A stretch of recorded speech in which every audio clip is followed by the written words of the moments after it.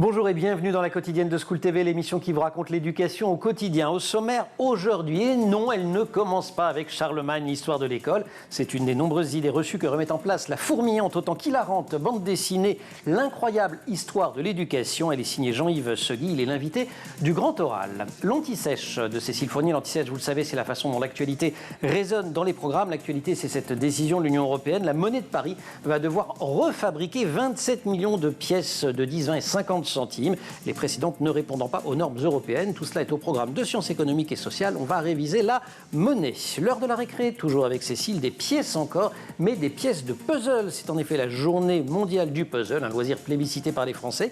Et puis rendez-vous en fin d'émission avec Marie-Olivier et son cours particulier. Tiens, notre invitée aura peut-être envie de réagir. Elle dressera le portrait d'un pédagogue qui a marqué l'histoire de l'éducation, le Suisse Pestalozzi. La quotidienne de School TV, c'est maintenant, c'est parti. Grand Oral.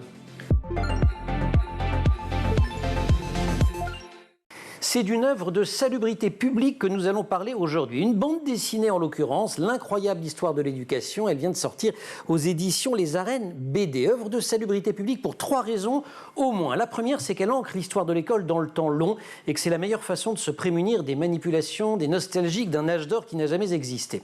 La deuxième raison, c'est qu'elle permet d'éclairer le présent, notamment la question des inégalités entre filles et garçons, mais aussi l'articulation entre éducation scolaire et éducation familiale. Et puis enfin, troisième raison, comme toujours dans cette collection qu'on adore, cette histoire nous fait sourire, nous fait rire et c'est une vertu précieuse en ces temps troublés. Elle est signée, cette bande dessinée, Eva Rollin au dessin, Nicolas Bègue aux couleurs et Jean-Yves Segui à la plume qu'on est ravi d'accueillir. Jean-Yves, bonjour. Bonjour. Vous êtes professeur, maître de conférences émérite en sciences de l'éducation à l'université Jean Monnet de Saint-Étienne. On va devoir choisir dans cette riche histoire, mais commençons quand même par le commencement. Les toutes premières formes scolaires, elles remontent, enfin dont on a trace, elles remontent à l'Antiquité. La préhistoire, c'est quand même un peu bancal, quoi. Mais oui, Antiquité, oui. On a vraiment des éléments. L'Antiquité, on a des premières écoles. Il y a une école primaire, il y a une école secondaire, un enseignement supérieur, mais c'est particulier entre eux. Il ne faut surtout pas imaginer notre système actuel. Pas de continuum. Mais il n'y a surtout pas de continuum. On arrive des fois, souvent dans l'enseignement supérieur sans être passé par les classes antérieures. Et puis on peut faire 1 mois, 2 mois, 1 an dans l'école primaire, et voilà. Donc il n'y a pas d'articulation. En revanche, il y a déjà des maîtres qu'on appelait les primus magister dans l'école primaire, par exemple, et on apprend à lire, écrire, compter. Donc ce qui n'a pas beaucoup changé. C'est dans ces années-là, en Grèce, à Rome, avant tout l'affaire des élites. Ah, tout à fait. Arriver à un enseignement démocratique, ouvert à tous, c'est une très très très longue histoire. À ce moment-là, c'est une affaire d'élite, de familles qui peuvent se permettre de ne pas faire travailler leurs enfants. Et donc, effectivement, que ce soit l'enseignement primaire, secondaire ou supérieur dans l'Antiquité, c'est réservé à une élite. D'élite, d'hommes, mais en fait pas seulement. Et dans tout le livre, vous faites des chapitres spécifiques sur la place des filles ou des femmes dans l'éducation. Dès l'Antiquité, un certain nombre d'entre elles sont éduquées.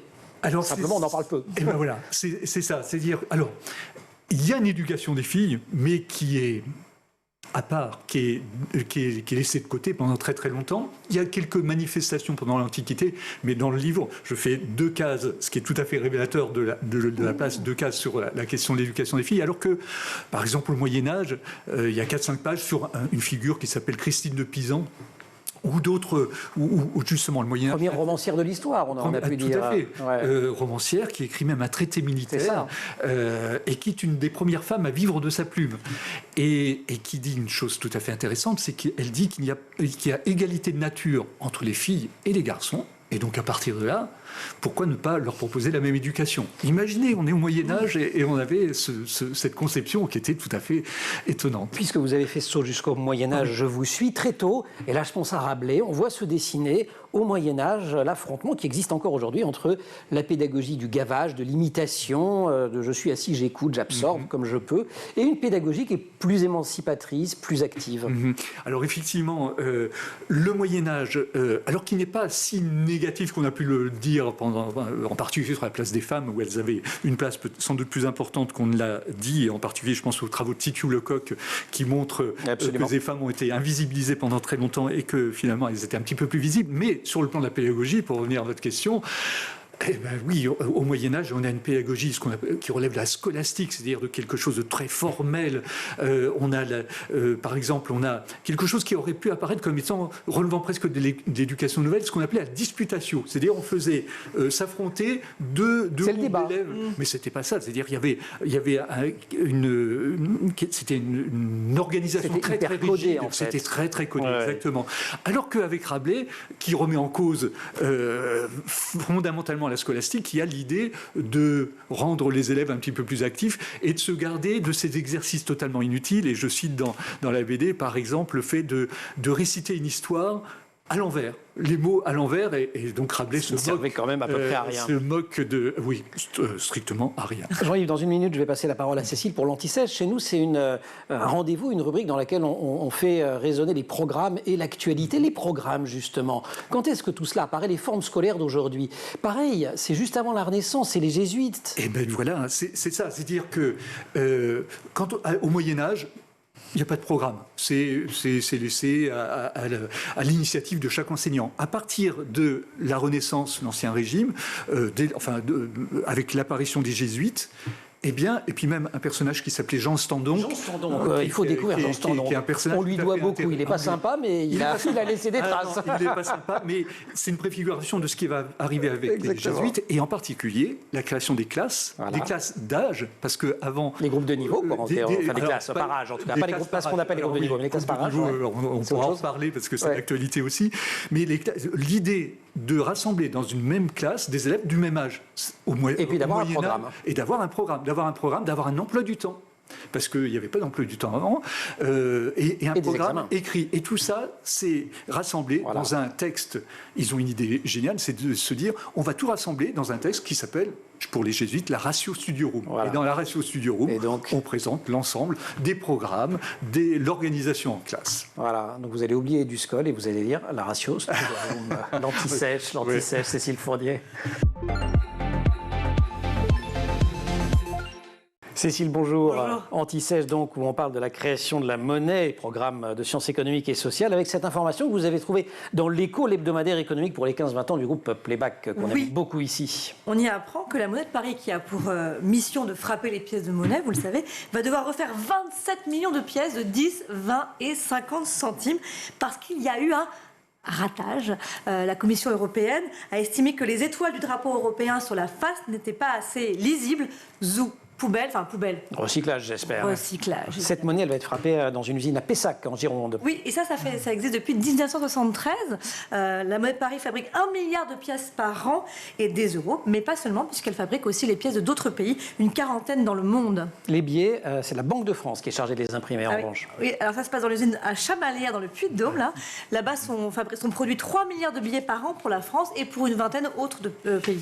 Alors, toutes ces monnaies, elles portent un nom. Monnaie fiduciaire pour les billets, monnaie divisionnaire pour les individus, et pourtant, c'est à peine 10% de la monnaie qu'on utilise. Exactement, en fait. Et la troisième monnaie, c'est la fameuse monnaie scripturale. C'est 90% de nos paiements.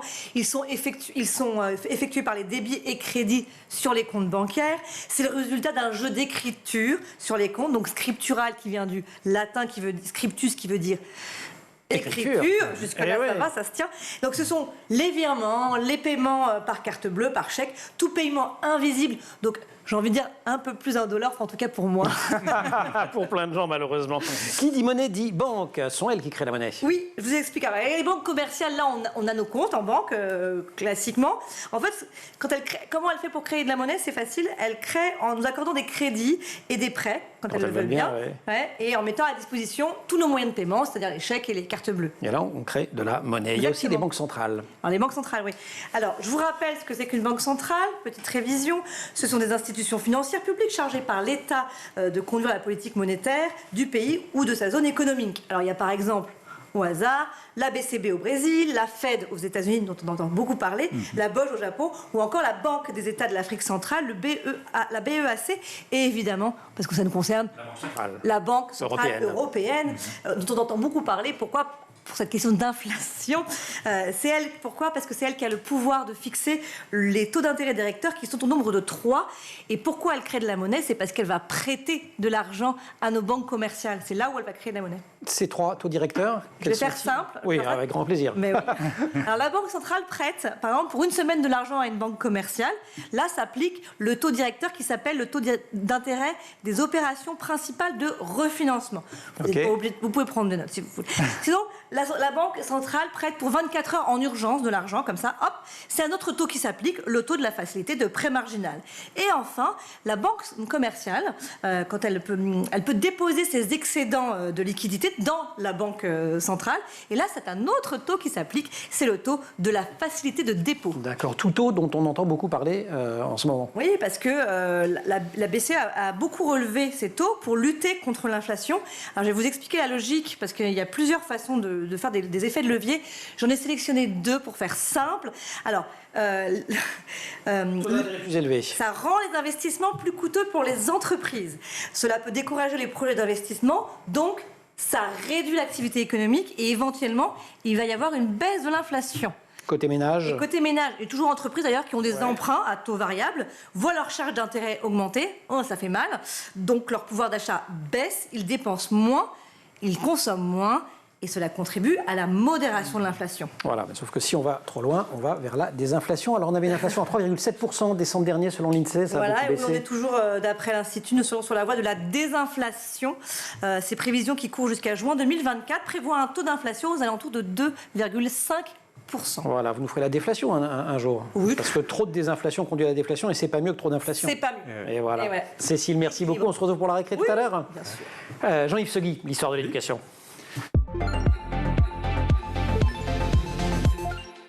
Je le rappelais en introduction de cette émission, ce n'est pas Charlemagne qui a inventé l'école, même s'il a conduit des réformes importantes. C'est une des nombreuses idées reçues que déconstruit Jean-Yves Segui dans son incroyable Histoire de l'éducation qui vient de sortir aux arènes BD. Jean-Yves, Charlemagne, il a quand même fait 2-3 trucs en vrai. Ah oui, alors clairement, il n'a pas inventé l'école. Voilà, ça c'est clair. Puisqu'il y avait des formes d'école, comme je le disais tout à l'heure, dans l'Antiquité gréco-latine ou gallo-romaine. Ou chez les Gaulois, oui, voilà.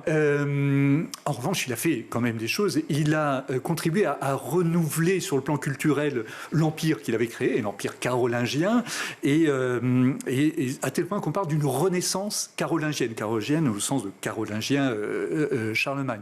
Qu'est-ce qu'il fait ? Il va par exemple, il s'aperçoit que les prêtres qui ont un rôle essentiel dans ce début de Moyen-Âge pour diffuser les connaissances religieuses auprès de la population, ils ne savent pas toujours très bien lire, ils ne savent pas toujours très bien écrire, à tel point que son principal ministre, Alcuin, dit un jour qu'il reçoit des courriers dont les sentiments sont bons, mais l'écriture, je ne sais plus le terme, mais ça ne va pas. Donc, qu'est-ce qu'il va faire ? Il va créer un certain nombre d'écoles, il va doter les monastères de bibliothèques, donc ça c'est très important, et puis il va inventer une écriture qu'on appelle la Caroline, en toute modestie, il a donné son nom. La Caroline, et donc la caractéristique de la Caroline, c'est qu'elle est beaucoup plus lisible. On écrit beaucoup plus facilement. Il n'y a pas toutes ces majuscules très, très, très complexes à décrypter. Et donc, on gagne de la place, on gagne du temps dans l'apprentissage, on gagne du temps dans l'enseignement. Il a quand même donc changé plein de choses. Charlemagne, je veux bien qu'on reste un petit peu sur ces idées reçues. C'est une façon de lire le bouquin. Si j'arrive directement aux lois Ferré, on est à la fin du 19e siècle. Tout le monde dit aujourd'hui, ou pense, quand je dis tout le monde, beaucoup, que Ferry a inventé l'école d'aujourd'hui, j'allais dire. En fait, beaucoup de gloire posthume, un petit peu surévaluée, parce que c'est tout le 19e siècle auquel il faudrait rendre hommage, les Guizot, les Duruy, etc. Enfin, tout à fait. Ferry, alors, il fait 2 lois fondamentales. 1881, la gratuité de l'enseignement primaire de 6 ans à 13 ans, et 1882, laïcité et obligation de l'école primaire publique. Mais avant, il y a effectivement un personnage très très important, un peu oublié, qui est Guizot. Guizot, en 1833, il fait une loi dans laquelle il va vraiment donner une sorte de point de départ à l'enseignement primaire. Et surtout, Guizot fait quelque chose que n'avaient pas fait ses prédécesseurs, parce que sous la Restauration, on avait déjà développé l'enseignement primaire.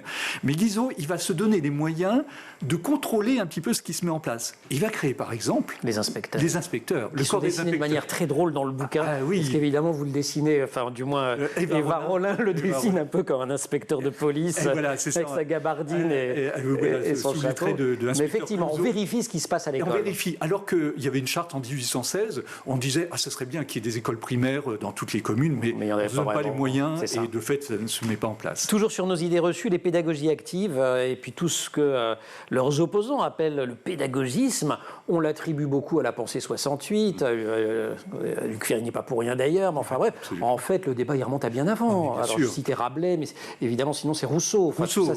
Ça, alors il y a à la fois Rousseau et Pestalozzi dont on va parler tout à l'heure, qui ont un rôle tout à fait essentiel, c'est-à-dire qui, comme on a vu pour Rabelais, qui remettent en cause cette manière de diffuser, de transmettre les savoirs de manière unidirectionnelle, et qui dit, Rousseau en particulier, qui dit une chose fondamentale, c'est observons l'enfant en train d'apprendre, comprenons comment il apprend, de manière à ce qu'on adapte aussi la manière d'enseigner. Et ça, effectivement, ça constitue des principes de l'éducation nouvelle.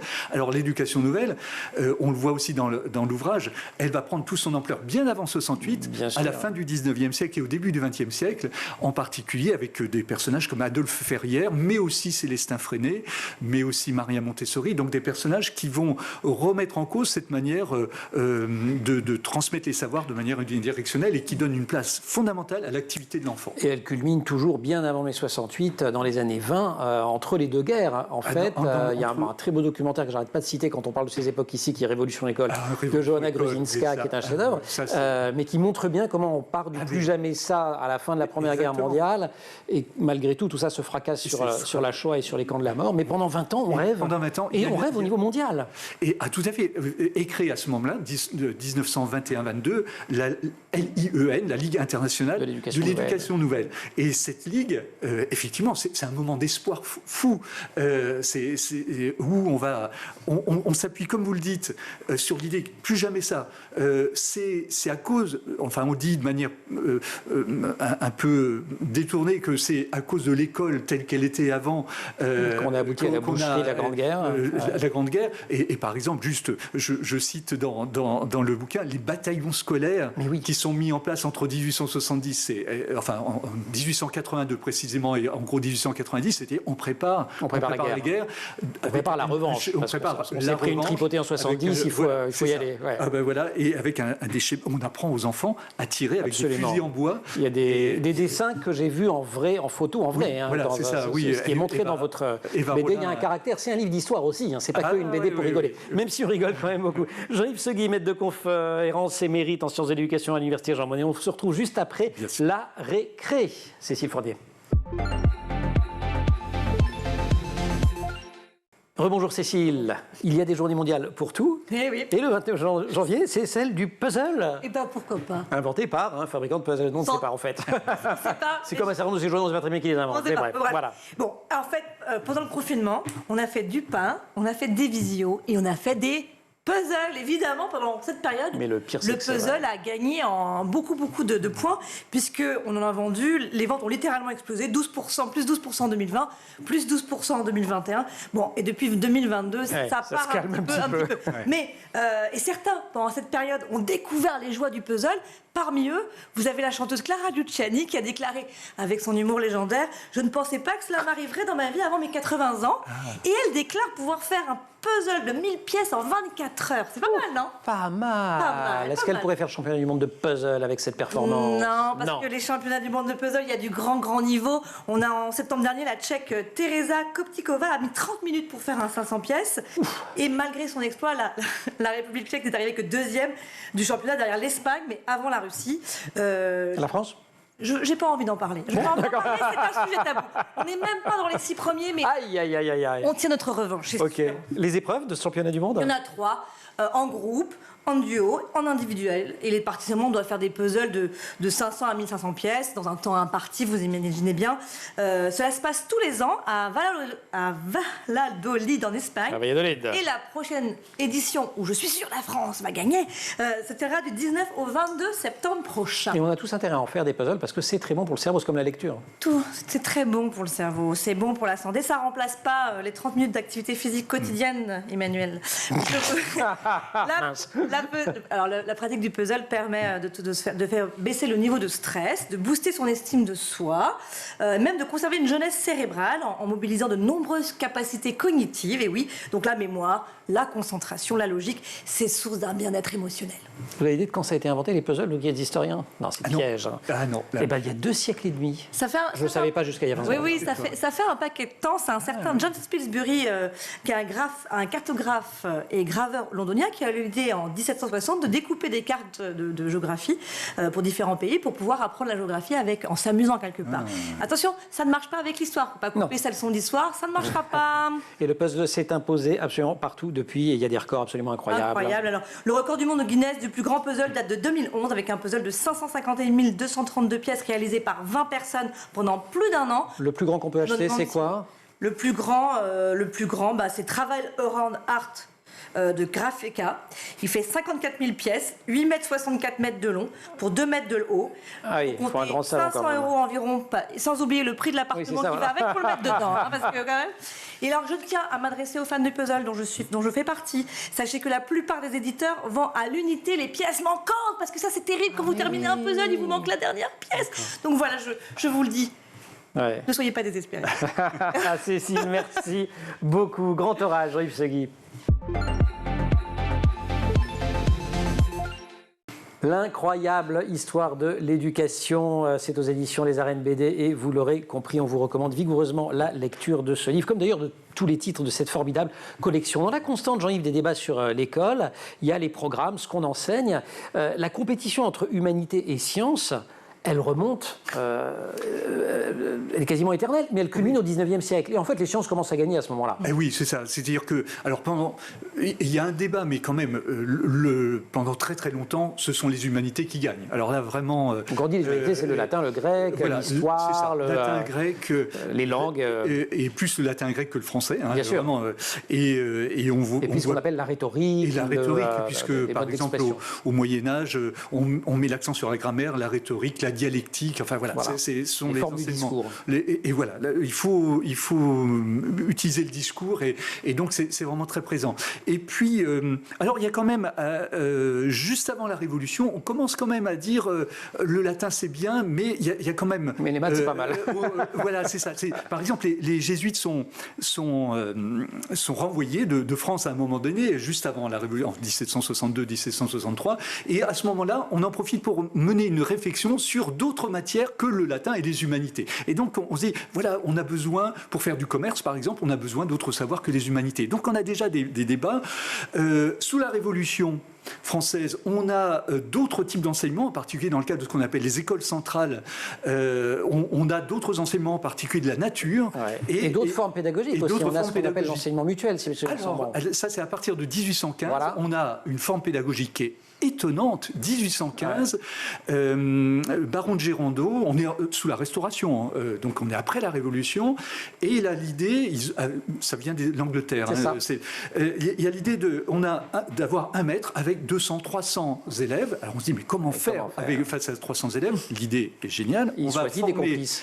Voilà, des complices, et il va former quelques élèves, les moniteurs, monitoring system, ça vient d'Angleterre, et ces élèves vont prendre des petits groupes de 10 et assurer l'enseignement de ses élèves. Voilà, il y a un petit problème de vivier de candidats pour devenir enseignant. Changeons de pédagogie. C'est un message à la nouvelle ministre. Je ne sais pas s'il faut donner cette idée-là. Mais alors, figurez-vous que ça a été remis en cause, d'une part par l'Église, qui a dit non, c'est pas possible, parce qu'on va donner une forme d'orgueil aux élèves, parce qu'ils vont se permettre de vouloir être profs à certains moments. Et puis surtout, on fait vivre ce qu'on appelle une forme de république, puisqu'on peut changer de rôle, et ça, la République soit responsable. Alors justement, puisque vous parlez de l'Église, quand on regarde sur le long terme, c'est l'Église, ou les religions en général, qui ont tenu la main pendant beaucoup plus longtemps que l'État dans la formation des jeunes, et dans cette histoire de l'éducation, en fait. Et on est encore imprégné de ça. Ah, mais bien sûr, on est imprégné, y compris dans des débats très, très, très récents de la semaine dernière, sur la place du privé et du public, mais effectivement, l'Église est très, très présente dès les tout débuts du Moyen-Âge,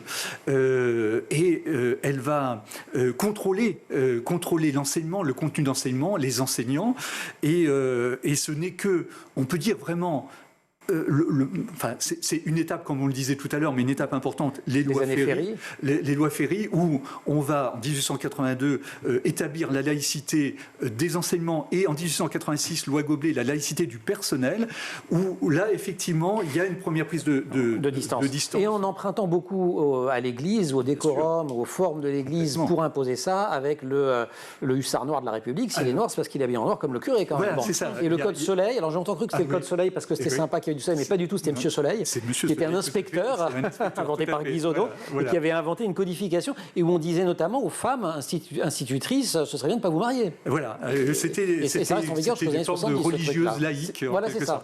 Parce qu'il fallait, parce qu'en face, il y avait l'Église. Mais de toute façon, par exemple, on essaye, après les lois sur la laïcité, on essaye de développer, c'est très important, une morale non religieuse. Alors justement, le réarmement moral, vous m'y amenez.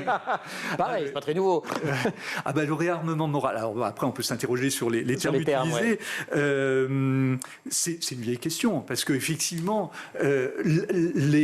il faut lire, on en parle un peu dans le livre, les sentences et les phrases de morale que devaient acquérir et lire les enfants, parce qu'il y avait l'idée que, justement, il fallait montrer qu'on pouvait avoir une morale qui se dégageait de la religion.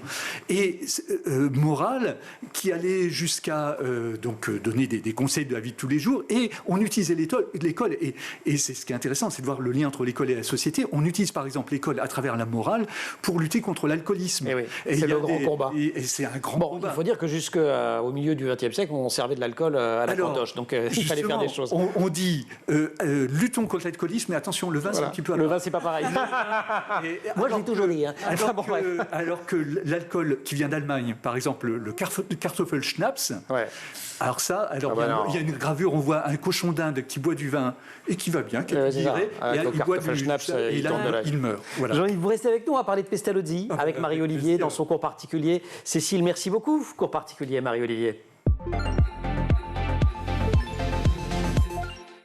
Cours particulier, c'est notre rendez-vous avec Marie-Olivier. Marie, bonjour. Bonjour Emmanuel. On le trouve, Pestalozzi, on le croise dans l'histoire, incroyable histoire d'éducation de Jean-Yves Segui. Vous allez nous retracer son parcours, grand pédagogue suisse du XVIIIe siècle. Exactement, je vous ai parlé récemment de Thérèse Brunswick, pédagogue hongroise qui a été très influencée par le maître Pestalozzi après avoir passé du temps dans son école en Suisse.